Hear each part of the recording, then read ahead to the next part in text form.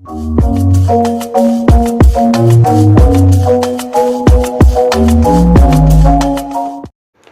वालेकुम। तो जी कैसे हैं आप सब? मैं बिल्कुल ठीक। और जब इस वीडियो में मैं आपके साथ अपनी 2 दिन की रूटीन शेयर करूँगी।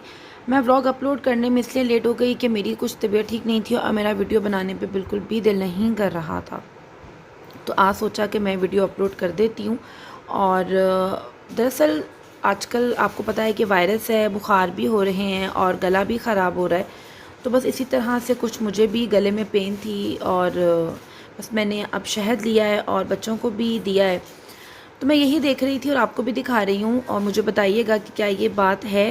कहते हैं कि जो शहद मूव करता है वो ओरिजिनल होता है और जो जम जाता है वो ओरिजिनल नहीं होता। तो बस हम ले लेते हैं, अब अल्लाह ही जाने कि कौन सी चीज़ ठीक है और ठीक नहीं। बस हमें हर चीज़ ख़रीदते वक्त यही एक टेंशन होती है कि अच्छा हम हर चीज़ के पैसे अच्छे पे कर रहे हैं और हम इसी सोच से लेते हैं कि भई ये चीज़ हमें अच्छी मिल जाए, ओरिजिनल मिल जाए। लेकिन फिर भी कहीं न कहीं पे धोखा हो ही जाता है। क्या वो मेडिसिन्स में है, क्या वो खाने-पीने की चीज़ों में है। तो बस अब इस तरह के फ़रेब होते ही रहते हैं। अब आप ये देखें कि हम देसी घी यूज़ करते हैं और अगर मैं ये कहूँ तो शायद ये ओरिजिनल भी नहीं है। ये ओरिजिनल नहीं है, इसकी फ्रेगनेंस ही बताती है कि ये नहीं है, लेकिन अब क्या कर सकते हैं।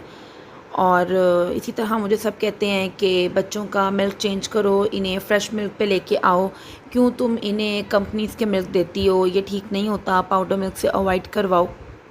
लेकिन अब मुझे डर भी लगता है कि बच्चों को एक तरह से मैं लेके चल रही हूँ और एकदम मैं उनका मिल्क चेंज कर दूँ और मेडिकेटेड दूध छोड़ के उन्हें मैं फ़्रेश पे ले आऊँ, क्योंकि मैं फ़्रेश मिल्क पे भी इतना ट्रस्ट नहीं करती। हुआ कुछ ऐसे था कि जब मैं चाय बना के पीती थी फ़्रेश मिल्क की, तो उसमें से एक मेडिसिन की स्मेल आती थी और बहुत सॉल्टी टेस्ट होता था। तो जब मैंने किसी से पूछा तो उन्होंने मुझे यही बताया कि हाँ जी, इसके अंदर मिलावट है और ये दूध ठीक नहीं है। तब से मैं मिल्क पैक्स पे आ गई हूँ। कभी ऑलपर्स मंगवा लेती हूँ और कभी किसी और ब्रांड का दूध मंगवा लेती हूँ, उससे तो बेहतर ही है। स्ट्रॉन्ग आएगा कल इंशाल्लाह सुबह मार्केट रहेगा। वेट करो।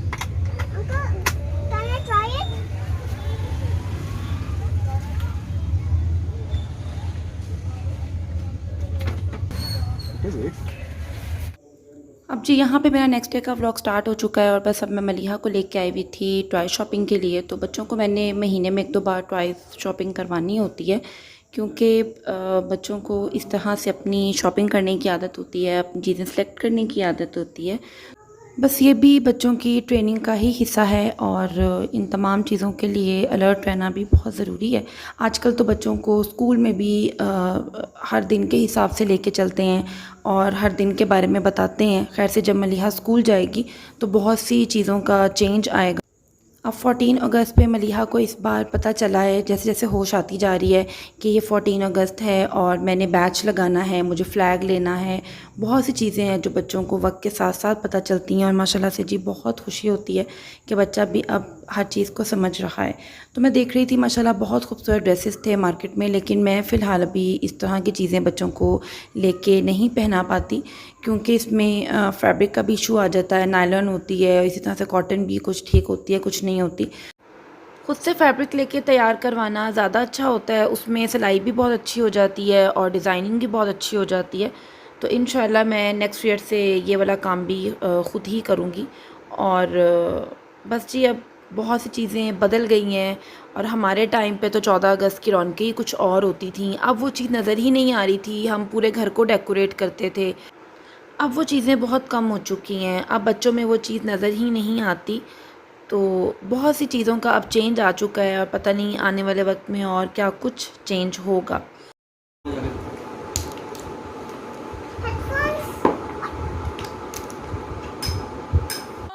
नई चीज़ खुल रही है, उसने पहली चीज़ को किसने उठा के फेंका है यार?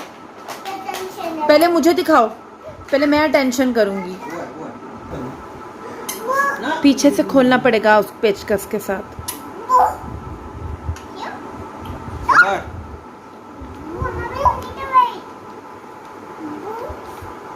मोहम्मद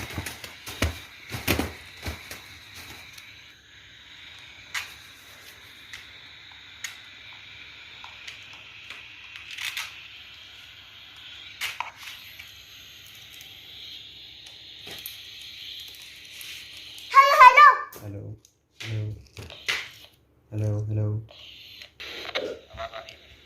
हाँ जी। हाँ, लेकिन बहुत कम आ रही है।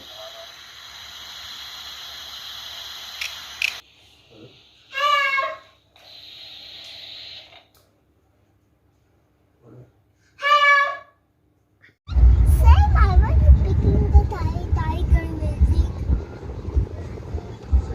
A close up the tiger. Pakistan! Pakistan! Oh my God! I remember that. Gemma, on the south, I am going out here and watch cloud. यहाँ पे 14 अगस्त स्टार्ट हो चुकी थी। बस हम लोग थोड़ा सा लेट बाहर आए थे और लाइट्स वगैरह बंद हो चुकी थी। जिस तरह से उन्होंने माशाल्लाह से डिफेंस को डेकोरेट किया हुआ था, मैं वो वीडियो आप लोगों के साथ शेयर नहीं कर सकी क्योंकि मैं बना ही नहीं पाई। तो ये मैं ख़ुद हैरान थी कि उन्होंने इस बार लाइट्स क्यों जल्दी बंद कर दी हैं, वरना ये तो सारी रात ऑन रहती हैं। बहुत सी चीज़ें अब हमारे मुल्क की चेंज हो चुकी हैं और समझ से ही बाहर हो चुकी हैं। जिसका जो दिल करता है और वो करता चला जाता है। तो माशाल्लाह से बहुत खूबसूरती थी और बहुत मेहनत करते हैं और एक हफ़्ता पहले से ही वो लाइटिंग पे काम कर रहे थे।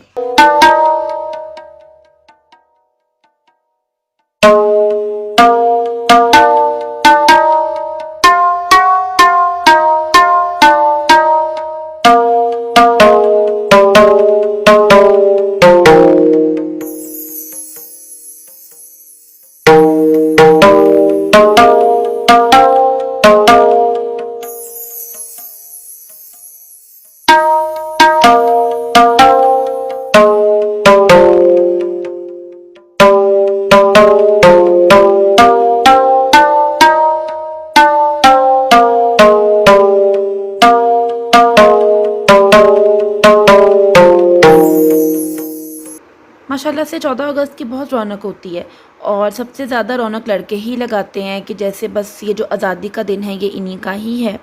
तो बहुत अच्छा लगता है देख के। लेकिन एक चीज़ बहुत बुरी लगती है, जिस तरह से ये लोग बहुत बुरी ड्राइविंग करते हैं, व्हीलिंग करते हैं और गाड़ी के अंदर इतने मिल के बैठ जाते हैं और जो ड्राइवर होता है वो इतनी गलत ड्राइविंग करता है। ऐसा हुआ, मैंने 2-3 गाड़ियाँ देखी, उसने पूरी गाड़ी हिला दी। अल्लाह ना करे अगर गाड़ी आप पे कंट्रोल में ना रहे, सब लड़कों का जानी नुकसान हो सकता है। उनके घर में वो खुशी क़यामत में बदल सकती है। तो अपनी खुशी को इस तरह से भी नहीं मनाना चाहिए कि अल्लाह ना करे उसके अंदर आप शैतान को शामिल कर लेते हैं और अपने घरों में अपनी माँओं के सीने फाड़ देते हैं और माँ बाप अपनी औलाद का नुकसान, अपनी औलाद को चोट, अपनी औलाद को अल्लाह माफ़ करे दुनिया से जाते बिल्कुल भी नहीं देख सकते। तो अपनी खुशियों को इस तरह से मनाएं कि उसको एक तो किसी की नज़र ना लगे और उसमें शैतान शामिल ना हो सके। तो मेरे पास से एक गाड़ी गुज़री, उसने बिल्कुल भी ब्रेक नहीं लगाई और उसने यूं करके टर्न ले लिया। अगर उसकी एक लापरवाही की वजह से आगे रेस्टोरेंट था, आगे वेटर्स खड़े हुए थे और भी गाड़ियां पार्क थीं, कितने लोगों का नुकसान हो सकता था। और मैं हैरान होती हूँ इन तमाम चीज़ों को देख के। फिर इसी तरह से मैं देखती हूँ कुछ लड़कियाँ हैं वो अजीबोगरीब ड्रेसेस में बाहर आ जाती हैं। तो त्यौहार का मतलब ये तो नहीं होता कि आप अपनी लिमिट क्रॉस करना शुरू कर दें। खुशियों को भी बड़े संभल के मनाना चाहिए, इससे भी अल्लाह नाराज़ होता है। अपनी ज़िंदगी के तमाम काम ही ऐसे करने चाहिए जिससे खुदा की ज़ात नाराज़ ना हो, क्योंकि जब खुदा नाराज़ हो जाता है तो फिर इंसान पे मुश्किल वक्त आ जाता है। बस इसी तरह से आजकल कुछ लोग यूट्यूब पे भी डिस्टर्ब कर रहे हैं और वैसे तो वो अल्लाह अल्लाह बहुत करते हैं लेकिन बातें बहुत गलत करते हैं। तो इंशाअल्लाह अल्लाह ताला ने तमाम चीज़ों का हिसाब तो दुनिया में ले ही लेना होता है। मुझे कमेंट्स आते हैं कि जी स्वीटी आजकल व्लॉगिंग नहीं कर रही, बहुत डिप्रेस हैं, तो आप उन्हें देखें ये वो। तो ज़ाहिरी बात है हम उनकी फैमिली हैं और हम साथ हैं, हम एक दूसरे को साथ लेके चल रहे हैं। और स्वीटी ने बहुत मेहनत से अपने चैनल को बनाया है और ऐसा बिल्कुल भी नहीं हो सकता कि हम स्वीटी को पीछे हटने दें। बस थोड़ा टाइम दिया है, ज़रा अपने आप को सेट कर लें। और जो लोग ज़हनी तौर पे डिस्टर्ब हैं और वो डिस्टर्ब स्वीटी को करना चाह रहे हैं, तो इंशाल्लाह एक वक्त ऐसा आएगा कि तमाम चीज़ें आप लोगों के सामने खुल के आ जाएंगी। अब आप मुझे इजाज़त दीजिए और मैं नेक्स्ट वीडियो आपके साथ बहुत जल्द लेके आती हूँ। तब तक के लिए दुआ में याद रखिए। अल्लाह हाफ़िज़।